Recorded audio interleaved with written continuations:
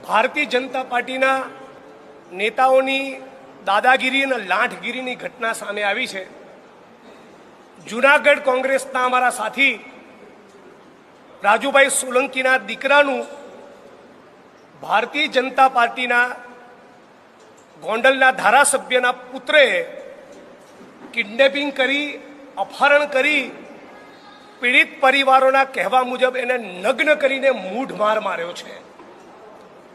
સામાજિક સમરસતાની વાત કરતી, દલિતો માટે સંવેદના બતાવતી ભારતીય જનતા પાર્ટીની સરકારને કહેવા માંગુ છું કે તમારામાં પાણી હોય તો 24 કલાકમાં આ ભાજપના ધારાસભ્યના પુત્રની તમે ધરપકડ કરો, નહીતર જૂનાગઢ શહેરને બંધ કરવાનો કોલ આપવા માટે પણ અમે મજબૂર બનીશું।